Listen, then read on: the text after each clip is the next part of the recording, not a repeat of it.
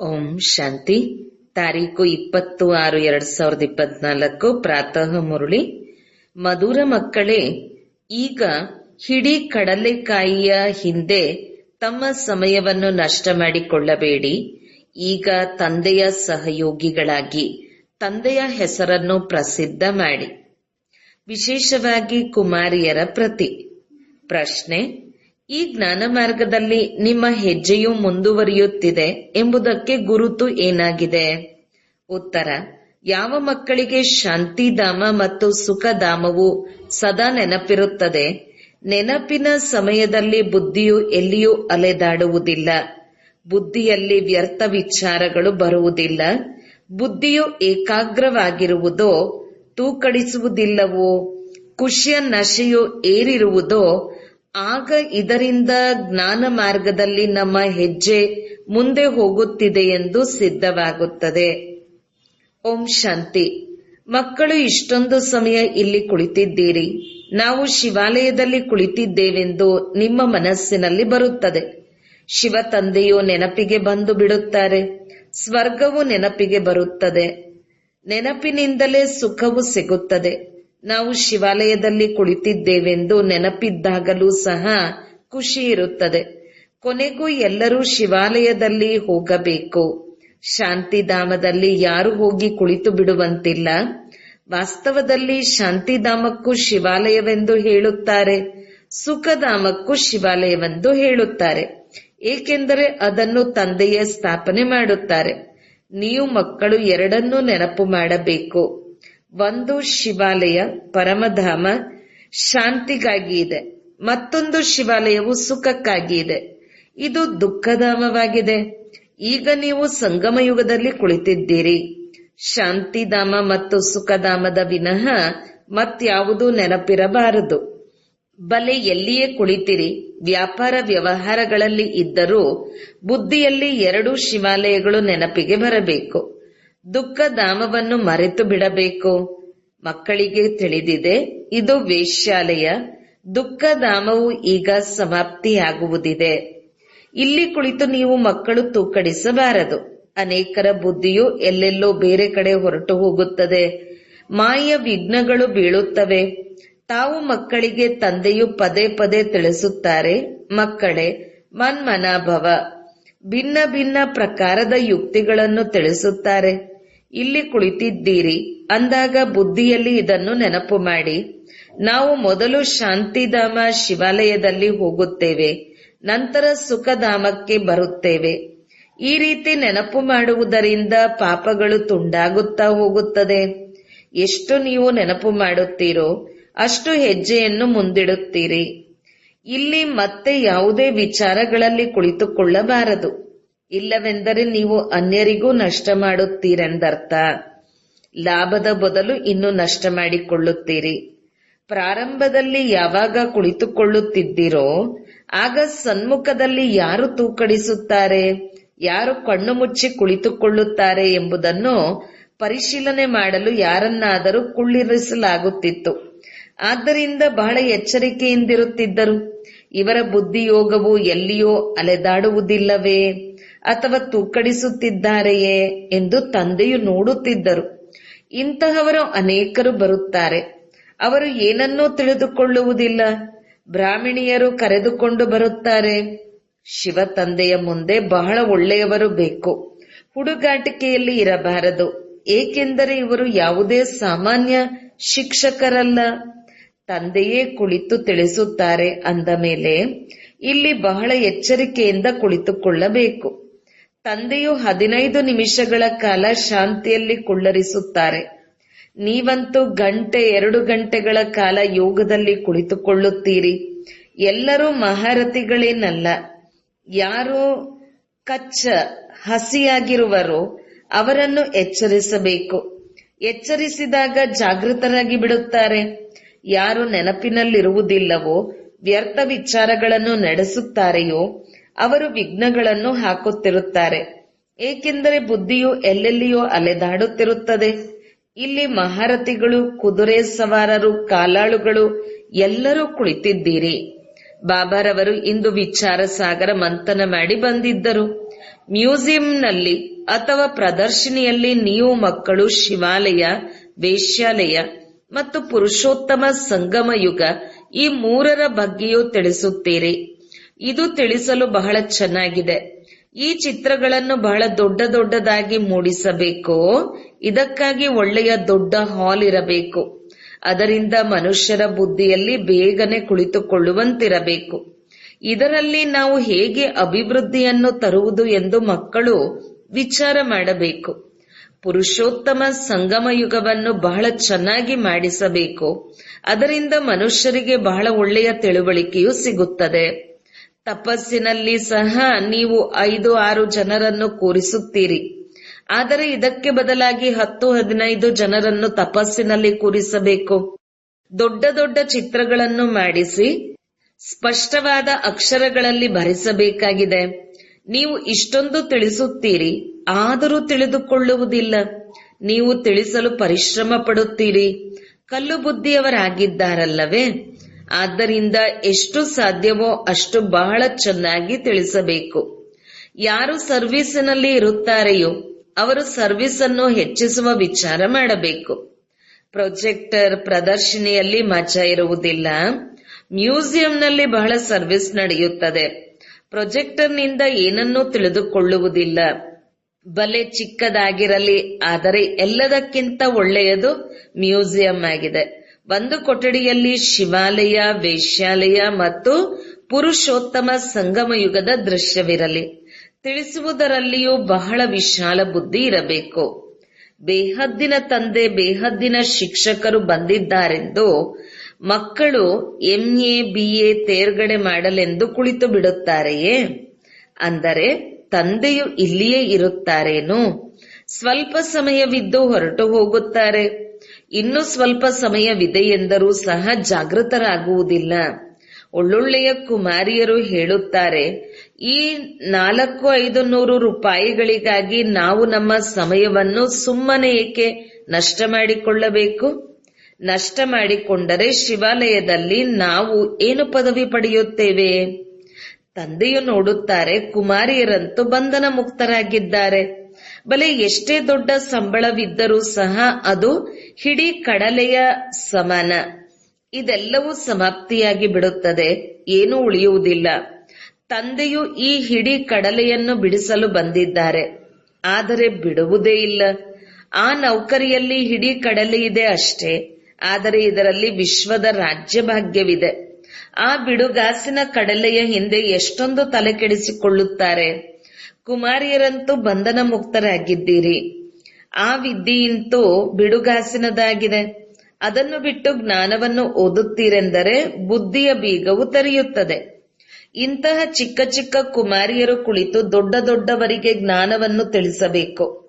ತಂದೆಯು ಶಿವಾಲಯವನ್ನು ಸ್ಥಾಪಿಸಲು ಬಂದಿದ್ದಾರೆ, ಇದಂತೂ ತಿಳಿದಿದೆ. ಇಲ್ಲಿಯದೆಲ್ಲವೂ ಸಹ ಮಣ್ಣು ಪಾಲಾಗಿ ಬಿಡುತ್ತದೆ.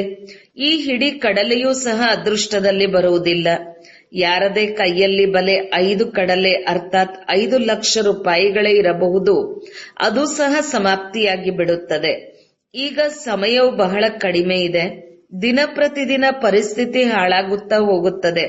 ಆಕಸ್ಮಿಕವಾಗಿ ಆಪತ್ತುಗಳು ಒದಗುತ್ತವೆ.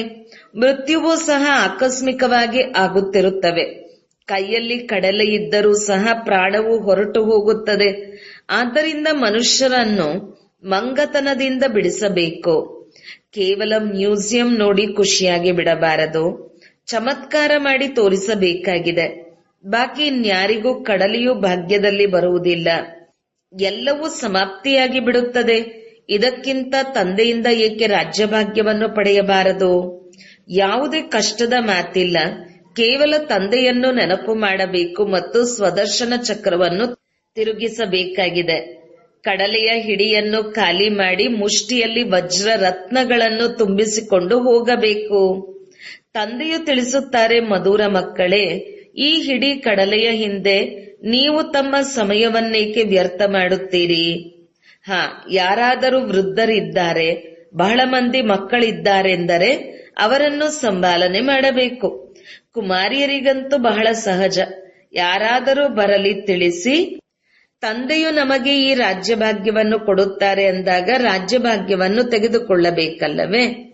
ಈಗ ನಿಮ್ಮ ಕೈಗಳು ವಜ್ರಗಳಿಂದ ತುಂಬುತ್ತಿವೆ, ಉಳಿದೆಲ್ಲವೂ ವಿನಾಶವಾಗಿ ಬಿಡುತ್ತವೆ. ತಂದೆಯು ತಿಳಿಸುತ್ತಾರೆ, ನೀವು 63 ಜನ್ಮಗಳಿಂದ ಪಾಪ ಮಾಡಿದ್ದೀರಿ ಮತ್ತು ಎರಡನೆಯ ಪಾಪವಾಗಿದೆ ತಂದೆ ಮತ್ತು ದೇವತೆಗಳನ್ನು ನಿಂದನೆ ಮಾಡುವುದು. ವಿಕಾರಿಗಳೂ ಆಗಿದ್ದೀರಿ ಮತ್ತು ನಿಂದನೆಯನ್ನು ಮಾಡಿದ್ದೀರಿ. ತಂದೆಗೆ ಎಷ್ಟೊಂದು ನಿಂದನೆ ಮಾಡಿದ್ದೀರಿ. ತಂದೆಯು ಮಕ್ಕಳಿಗೆ ತಿಳಿಸುತ್ತಾರೆ, ಮಕ್ಕಳೇ, ಸಮಯವನ್ನು ವ್ಯರ್ಥ ಮಾಡಬಾರದು.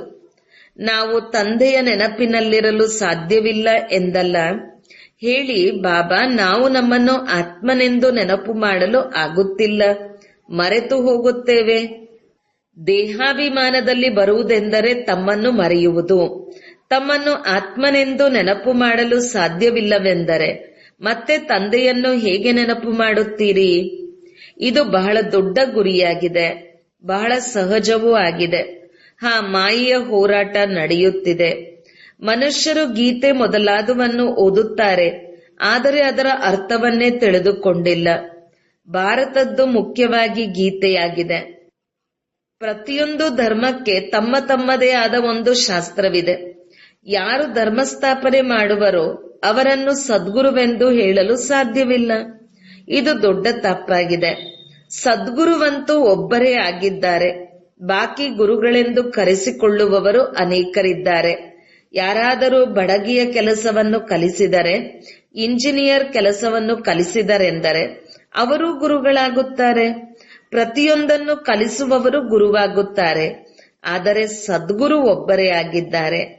ಆ ಸದ್ಗುರು ಈಗ ನಿಮಗೆ ಸಿಕ್ಕಿದ್ದಾರೆ. ಅವರು ನಿಮ್ಮ ಸತ್ಯ ತಂದೆಯೂ ಆಗಿದ್ದಾರೆ, ಸತ್ಯ ಶಿಕ್ಷಕನೂ ಆಗಿದ್ದಾರೆ. ಆದ್ದರಿಂದ ಮಕ್ಕಳು ಹೆಚ್ಚಿನ ಹುಡುಗಾಟಿಕೆ ಮಾಡಬಾರದು. ಬಹಳ ಚೆನ್ನಾಗಿ ರಿಫ್ರೆಶ್ ಆಗಿ ಇಲ್ಲಿಂದ ಹೋಗುತ್ತಾರೆ. ನಂತರ ಮನೆಯಲ್ಲಿ ಹೋದಾಗ ಇಲ್ಲಿಯದೆಲ್ಲವನ್ನು ಮರೆತು ಬಿಡುತ್ತಾರೆ. ಗರ್ಭ ಜೈಲಿನಲ್ಲಿ ಬಹಳ ಶಿಕ್ಷೆ ಸಿಗುತ್ತವೆ. ಸತ್ಯಯುಗದಲ್ಲಂತೂ ಗರ್ಭವು ಮಹಲಾಗಿರುತ್ತದೆ. ಶಿಕ್ಷೆಯನ್ನು ಅನುಭವಿಸಲು ಯಾವುದೇ ವಿಕರ್ಮವಾಗುವುದಿಲ್ಲ. ಇಲ್ಲಿ ನೀವು ಮಕ್ಕಳು ತಿಳಿಯುತ್ತೀರಿ.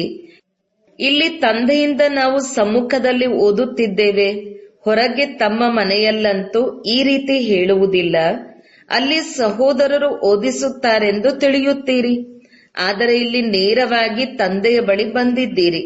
ಇಲ್ಲಿ ತಂದೆಯು ಮಕ್ಕಳಿಗೆ ಬಹಳ ಚೆನ್ನಾಗಿ ತಿಳಿಸಿಕೊಡುತ್ತಾರೆ. ತಂದೆ ಮತ್ತು ಮಕ್ಕಳು ತಿಳಿಸುವುದರಲ್ಲಿ ಅಂತರವಾಗಿ ಬಿಡುತ್ತದೆ. ಈಗ ತಂದೆಯು ಕುಳಿತು ಮಕ್ಕಳಿಗೆ ಎಚ್ಚರಿಕೆ ನೀಡುತ್ತಾರೆ. ಮಕ್ಕಳೇ ಮಕ್ಕಳೇ ಎಂದು ತಿಳಿಸಿಕೊಡುತ್ತಾರೆ. ನೀವು ಶಿವಾಲಯ ಮತ್ತು ವೇಶ್ಯಾಲಯವನ್ನು ತಿಳಿದಿದ್ದೀರಿ. ಇದು ಬೇಹದ್ದಿನ ಮಾತಾಗಿದೆ. ಇದನ್ನು ಸ್ಪಷ್ಟವಾಗಿ ತಿಳಿಸಿದಾಗ ಮನುಷ್ಯರಿಗೆ ಅದರಲ್ಲಿ ಮಜಾ ಬರುತ್ತದೆ. ಅಲ್ಲಂತೂ ಹೀಗೆಯೇ ಹಾಸ್ಯದಿಂದ ತಿಳಿಸುತ್ತೀರಿ. ಗಂಭೀರವಾಗಿ ತಿಳಿಸಿಕೊಟ್ಟಿದ್ದೇ ಆದರೆ ಚೆನ್ನಾಗಿ ತಿಳಿದುಕೊಳ್ಳುತ್ತಾರೆ. ತಮ್ಮ ಮೇಲೆ ದಯೆ ತೋರಿಸಿಕೊಳ್ಳಿ. ತಾವು ಈ ವೇಶ್ಯಾಲಯದಲ್ಲಿಯೇ ಇರಬೇಕೇ? ಮಕ್ಕಳಿಗೆ ಹೇಗೆ ತಿಳಿಸಬೇಕೆಂದು ತಂದೆಗೆ ವಿಚಾರ ಬರುತ್ತದೆ. ಮಕ್ಕಳು ಎಷ್ಟೊಂದು ಪರಿಶ್ರಮ ಪಡುತ್ತಾರೆ, ಆದರೂ ಸಹ ಖಾಲಿ ಡಬ್ಬದಂತೆ. ಹೌದು ಹೌದು, ಬಹಳ ಚೆನ್ನಾಗಿದೆ, ನಮ್ಮ ಗ್ರಾಮದಲ್ಲಿ ಹೋಗಿ ತಿಳಿಸಬೇಕೆಂದು ಹೇಳಿ ಹೋಗುತ್ತಾರೆ. ಆದರೆ ತಾವಂತೂ ಅರ್ಥ ಮಾಡಿಕೊಳ್ಳುವುದಿಲ್ಲ. ಹಣವಿರುವ ಸಾಹುಕಾರರು ತಿಳಿದುಕೊಳ್ಳುವುದೇ ಇಲ್ಲ, ಗಮನ ಕೊಡುವುದೇ ಇಲ್ಲ. ಅವರು ಕೊನೆಯಲ್ಲಿ ಬರುತ್ತಾರೆ. ಆಗ ಬಹಳ ತಡವಾಗಿ ಬಿಟ್ಟಿರುತ್ತದೆ. ಅವರ ಹಣವು ಕೆಲಸಕ್ಕೆ ಬರುವುದಿಲ್ಲ, ಅಥವಾ ಅವರು ಯೋಗ ಮಾಡುವುದಕ್ಕೂ ಆಗುವುದಿಲ್ಲ. ಬಾಕಿ ಅಲ್ಪ ಸ್ವಲ್ಪ ಕೇಳಿ ಹೋದರೆ ಪ್ರಜೆಗಳಲ್ಲಿ ಬರುತ್ತಾರೆ. ಬಡವರು ಬಹಳ ಉನ್ನತ ಪದವಿಯನ್ನು ಪಡೆಯುತ್ತಾರೆ. ನೀವು ಕನ್ಯೆಯರ ಬಳಿ ಏನಿದೆ?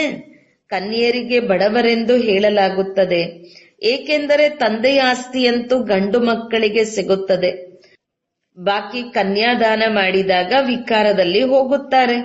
ನೀವು ವಿವಾಹ ಮಾಡಿಕೊಂಡರೆ ಹಣ ಕೊಡುತ್ತೇವೆಂದು ಹೇಳುತ್ತಾರೆ. ಪವಿತ್ರರಾಗಿರಬೇಕೆಂದರೆ ಒಂದು ಪೈಸೆಯನ್ನು ಕೊಡುವುದಿಲ್ಲ. ಮನೋವೃತ್ತಿ ಹೇಗಿದೆ ಎಂದು ನೋಡಿ. ನೀವು ಯಾರಿಗೂ ಹೆದರಬಾರದು. ತೆರೆದ ಹೃದಯದಿಂದ ತಿಳಿಸಿ. ಬಹಳ ಸ್ಫೂರ್ತಿ ಇರಬೇಕು. ನೀವಂತೂ ಸಂಪೂರ್ಣ ಸತ್ಯವನ್ನೇ ಹೇಳುತ್ತೀರಿ. ಇದು ಸಂಗಮ ಯುಗವಾಗಿದೆ. ಆ ಕಡೆ ಹಿಡಿ ಕಡಲೆ ಇದೆ, ಈ ಕಡೆ ವಜ್ರಗಳ ಹಿಡಿ ಇದೆ. ಈಗ ನೀವು ಮಂಗನಿಂದ ಮಂದಿರಕ್ಕೆ ಯೋಗ್ಯರಾಗುತ್ತಿದ್ದೀರಿ.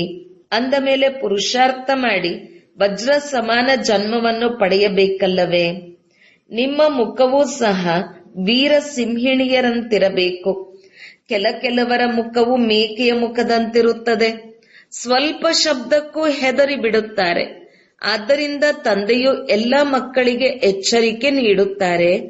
ಕನ್ಯೆಯರಂತೂ ಬಂಧನಕ್ಕೊಳಗಾಗಬಾರದು.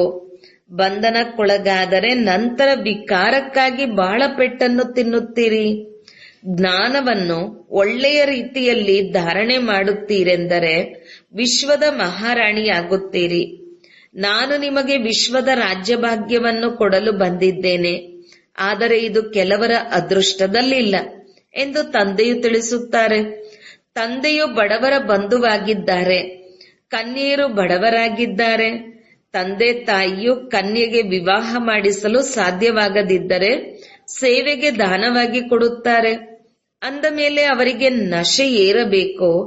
ನಾವು ಬಹಳ ಚೆನ್ನಾಗಿ ಓದಿ ಒಳ್ಳೆಯ ಪದವಿಯನ್ನು ಪಡೆಯಬೇಕು. ಯಾರು ಒಳ್ಳೆಯ ವಿದ್ಯಾರ್ಥಿಗಳಿರುವರೋ ಅವರು ನಾವು ಒಳ್ಳೆಯ ಅಂಕಗಳಿಂದ ತೇರ್ಗಡೆಯಾಗಬೇಕೆಂದು ವಿದ್ಯೆಯ ಮೇಲೆ ಗಮನ ಕೊಡುತ್ತಾರೆ. ಅಂತಹವರಿಗೆ ವಿದ್ಯಾರ್ಥಿ ವೇತನವೂ ಸಿಗುತ್ತದೆ. ಎಷ್ಟು ಪುರುಷಾರ್ಥ ಮಾಡುತ್ತೀರೋ ಅಷ್ಟು ಶ್ರೇಷ್ಠ ಪದವಿಯನ್ನು ಪಡೆಯುತ್ತೀರಿ. ಅದು 21 ಜನ್ಮಗಳಿಗಾಗಿ. ಇಲ್ಲಿ ಅಲ್ಪಕಾಲದ ಸುಖವಿದೆ. ಇಂದು ಯಾವುದಾದರೂ ಪದವಿ ಸಿಕ್ಕಿತು, ನಾಳೆ ಮೃತ್ಯುವು ಬಂದು ಬಿಟ್ಟಿತೆಂದರೆ ಎಲ್ಲವೂ ಸಮಾಪ್ತಿ. ಯೋಗಿ ಮತ್ತು ಭೋಗಿಗಳಲ್ಲಿ ಅಂತರವಿದೆಯಲ್ಲವೇ? ಆದ್ದರಿಂದಲೇ ತಂದೆಯು ತಿಳಿಸುತ್ತಾರೆ, ಬಡವರ ಮೇಲೆ ಹೆಚ್ಚಿನ ಗಮನ ಕೊಡಿ. ಸಾಹುಕಾರರು ಜ್ಞಾನವನ್ನು ತಿಳಿಯುವುದು ಬಹಳ ವಿರಳ. ಕೇವಲ ಬಹಳ ಚೆನ್ನಾಗಿದೆ, ಈ ಸಂಸ್ಥೆಯು ಬಹಳ ಒಳ್ಳೆಯದಾಗಿದೆ, ಅನೇಕರ ಕಲ್ಯಾಣ ಮಾಡುತ್ತದೆ ಎಂದು ಹೇಳುತ್ತಾರೆ. ತಮ್ಮ ಕಲ್ಯಾಣವನ್ನಂತೂ ಮಾಡಿಕೊಳ್ಳುವುದಿಲ್ಲ. ಬಹಳ ಒಳ್ಳೆಯ ಜ್ಞಾನವೆಂದು ಹೇಳಿ ಹೊರಗಡೆ ಹೋದರೆ ಎಲ್ಲವೂ ಸಮಾಪ್ತಿ.